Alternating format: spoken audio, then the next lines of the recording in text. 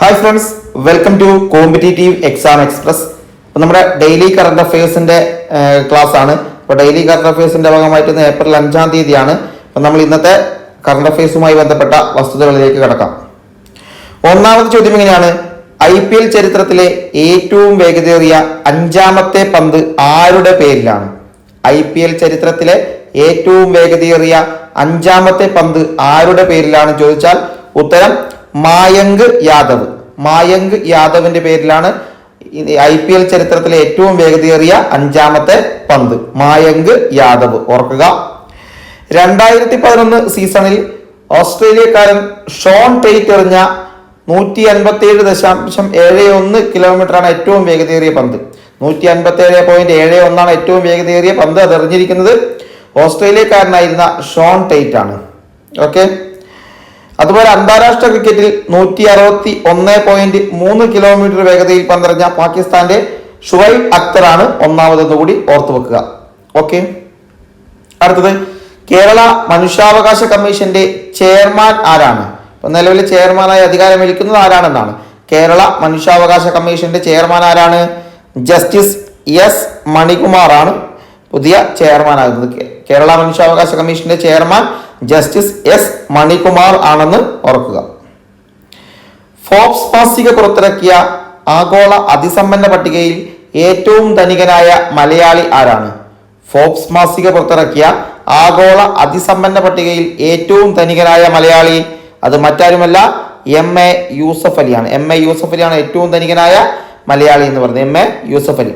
Ravi പിള്ളയും doctor Shamsheer വയലിനും Joy ആലിക്കാസും ഒക്കെ ധനികരുടെ പട്ടികയിൽ ഇടം പിടിച്ച ആളുകളാണ്.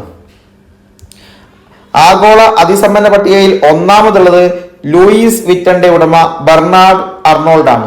അതായത് ലൂയിസ് വിറ്റൻ ഉടമ ബെർണാഡ് അർണോൾഡ് ആണ് ആഗോള അതിസമ്പന്ന പട്ടികയിൽ ഒന്നാമത്. രണ്ടാമത് ഇലോൺ മസ്കും മൂന്നാമത് ജെഫ് ബെസോസുമാണ്. ഇനി ഇന്ത്യയിലേക്ക് വന്നാൽ ഇന്ത്യയിൽ ഒന്നാം സ്ഥാനത്ത് മുകേഷ് അംബാനിയും രണ്ടാം സ്ഥാനത്ത് ഗൗതം അദാനിയുമാണ്. ഓക്കെ, നോട്ട് ചെയ്തേക്കുക. അടുത്തത്, കേരളത്തിൽ വലിയ വീടുകൾക്കും കെട്ടിടങ്ങൾക്കും ആഡംബര നികുതിയുടെ പുതിയ പേര്. അതായത് കേരളത്തിലെ വലിയ വീടുകൾക്കും കെട്ടിടങ്ങൾക്കുമുള്ള ആഡംബര നികുതിയിലെ ആഡംബര നികുതിയുടെ പുതിയ പേര് എന്താണെന്നാണ്. അപ്പൊ ഇതിന്റെ പുതിയ പേരെന്ന് പറയുന്നത് അധിക നികുതി എന്നാണ്. എന്താണ് അധിക നികുതി? കേരളത്തിൽ വലിയ വീടുകൾക്കും കെട്ടിടങ്ങൾക്കും ഇതുവരെ ആഡംബര നികുതിയാണ് പിരിച്ചുകൊണ്ടിരുന്നത്. എന്നാൽ ആഡംബര നികുതി എന്ന പേര് മാറ്റി പുതുതായി അധിക നികുതി എന്നാണ് പുതിയ പേര്. അടുത്തത്, ഗവർണർ RN രവി പരമവീർ ചക്ര ഉദ്യാനവും ഐക്യം പ്രദർശനവും ഉദ്ഘാടനം ചെയ്തത് ഏത് സംസ്ഥാനത്താണ് എന്നാണ്. അപ്പൊ ഏത് സംസ്ഥാനത്തെ ഗവർണറാണ് RN രവി എന്ന് മനസ്സിലാക്കിയ ഇതിന്റെ ഉത്തരം കിട്ടും. ഗവർണർ RN രവി പരമവീർ ചക്ര ഉദ്യാനവും ഐക്യം പ്രദർശനവും ഉദ്ഘാടനം ചെയ്തത് ഏത് സംസ്ഥാനത്താണ്? ഉത്തരം തമിഴ്നാടാണ്. തമിഴ്നാട്ടിലെ ഗവർണറാണ് RN രവി എന്ന് പറയുന്നത്. അടുത്തത്, കൊങ്കൺ റെയിൽവേ കോർപ്പറേഷന്റെ പുതിയ CMD ആയി ചുമതല ഏറ്റെടുത്തതാരാണ്? കൊങ്കൺ റെയിൽവേ കോർപ്പറേഷന്റെ പുതിയ CMD ആയി ചുമതല ഏറ്റെടുത്തത് ഉത്തരം സന്തോഷ് കുമാർ ജായ് ആണ്. സന്തോഷ് കുമാർ ജായ് ആണ് ഈ ഒരു ഉത്തരം. അടുത്തത്, ഹരിതഭാവിക്കായി ശുദ്ധമായ ഊർജത്തെക്കുറിച്ചുള്ള G20 ശാസ്ത്ര ഉച്ചകോടി എവിടെയാണ് നടക്കുന്നത്? ഒന്നുകൂടെ, ഹരിതഭാവിക്കായി ശുദ്ധമായ ഊർജത്തെക്കുറിച്ചുള്ള G20 ശാസ്ത്ര ഉച്ചകോടി എവിടെയാണ് നടക്കുന്നത്? ഉത്തരം ത്രിപുരയിലാണ്. എവിടെയാണ്? ത്രിപുരയിലാണ് നടക്കുന്നത്. അടുത്തത്, ഇന്ത്യയിലെ ആദ്യ ആർട്ടിഫിഷ്യൽ ഇന്റലിജൻസ് അടിസ്ഥാനമാക്കിയുള്ള ചിത്രം. ഇന്ത്യയിലെ ആദ്യത്തെ ആർട്ടിഫിഷ്യൽ ഇന്റലിജൻസ് അടിസ്ഥാനമാക്കിയുള്ള ചിത്രമാണ് ഇര. IRAH ഇര എന്ന് പറയുന്ന ചിത്രമാണ് ആർട്ടിഫിഷ്യൽ ഇന്റലിജൻസ് അടിസ്ഥാനമാക്കിയുള്ളത്. 2024 ഏപ്രിൽ 4-ന് 75 വർഷം പൂർത്തിയാക്കിയ സൈനിക സഖ്യം ഏതാണ്? 2024 ഏപ്രിൽ 4-ന് 75 വർഷം പൂർത്തിയാക്കിയ സൈനിക സഖ്യം ഏതാണ്? ഉത്തരം നാറ്റോ ആണ്. നോർത്ത് അറ്റ്ലാന്റിക് ട്രീറ്റി ഓർഗനൈസേഷൻ എന്ന നാറ്റോ ആണ് ഇതിന്റെ ഉത്തരം. അടുത്തത്, ഇന്ത്യയിലെ ആദ്യ അർബുദ ജീൻ തെറാപ്പി ടാറ്റ മെമ്മോറിയൽ സെന്ററിനൊപ്പം ഏത് IIT കൂടെ ചേർന്നാണ് വികസിപ്പിച്ചത്?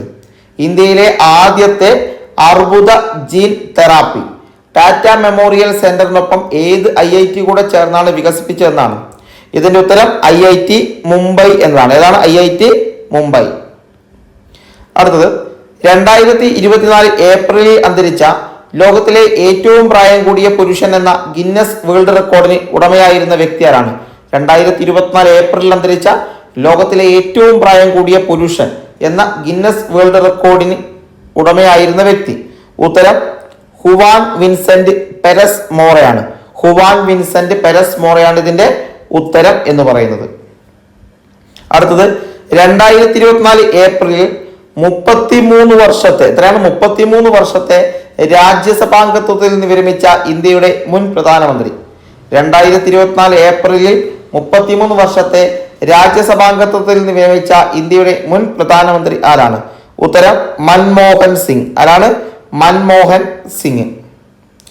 അടുത്തത് 2024 ഏപ്രിലിൽ കേരളത്തിലെ ആദ്യത്തെ ഡെസ്റ്റിനേഷൻ റെസ്റ്റോറന്റ് ഉദ്ഘാടനം ചെയ്ത ജില്ല. 2024 ഏപ്രിലിൽ കേരളത്തിലെ ആദ്യത്തെ ഡെസ്റ്റിനേഷൻ റെസ്റ്റോറന്റ് ഉദ്ഘാടനം ചെയ്ത ജില്ല അത് കൊല്ലം ജില്ലയാണെന്ന് ഓർക്കുക. കൊല്ലം ജില്ല. 2024 ഏപ്രിലിൽ അൽ ജസീറ എന്ന വാർത്താ ചാനൽ നിരോധിച്ച രാജ്യം ഏതാണ്? 2024 ഏപ്രിലിൽ അൽ ജസീറ എന്ന വാർത്താ ചാനൽ നിരോധിച്ച രാജ്യം അത് ഇസ്രായേലാണ്. ഏതാണ്? ഇസ്രായേലാണ് അൽ ജസീറ എന്ന വാർത്താ ചാനൽ നിരോധിച്ചത്.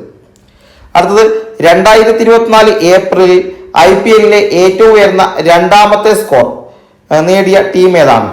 2024 ഏപ്രിലിൽ IPL-ലെ ഏറ്റവും ഉയർന്ന രണ്ടാമത്തെ ടീം സ്കോർ നേടിയത് ആരാണ്? അത് 272 ആണ് ആ സ്കോർ എന്ന് പറയുന്നത്. 272. ഏറ്റവും ഉയർന്ന സ്കോർ 276 രാജസ്ഥാൻ റോയൽസ് മുംബൈക്കെതിരെ നേടിയതാണ്. അപ്പൊ ഇവിടെ 2024 ഏപ്രിലിലെ IPL-ലെ ഏറ്റവും ഉയർന്ന രണ്ടാമത്തെ സ്കോർ 272 നേടിയതാരാണ്? അത് കൊൽക്കത്ത നൈറ്റ് റൈഡേഴ്സ് ആണ്. കൊൽക്കത്ത നൈറ്റ് റൈഡേഴ്സ് ആണ് 272 നേടിയിരിക്കുന്നത്. Kolkata night Riders. ഓക്കെ, അപ്പൊ ഇത്രയും കാര്യങ്ങളാണ് ഈ ഒരു കറണ്ട് അഫയേഴ്സിന്റെ വീഡിയോയിൽ ഉള്ളത്, ഡെയിലി കറണ്ട് അഫയേഴ്സിന്റെ വീഡിയോയിൽ ഉള്ളത്. അപ്പൊ നിങ്ങൾക്ക് ഈ വീഡിയോസ് ഇഷ്ടപ്പെടുന്നുണ്ടെങ്കിൽ ലൈക്ക് ചെയ്യുക, നിർദ്ദേശങ്ങൾ ഉണ്ടെങ്കിൽ കമന്റ് ചെയ്യുക. അതുപോലെ ഇനിയും സബ്സ്ക്രൈബ് ചെയ്ത ആളുകളാണെങ്കിൽ ചാനൽ സബ്സ്ക്രൈബ് ചെയ്ത് സഹകരിക്കുക. അപ്പോൾ കോമ്പറ്റേറ്റീവ് എക്സാം എക്സ്പ്രസ് എന്ന ടെലിഗ്രാം ചാനലിൽ ഇതിന്റെ PDF നമ്മൾ പ്രൊവൈഡ് ചെയ്യുന്നതായിരിക്കും. ഓക്കെ, അപ്പോൾ മറ്റൊരു നല്ല വീഡിയോയുമായി നമുക്ക് വീണ്ടും കാണാം. താങ്ക്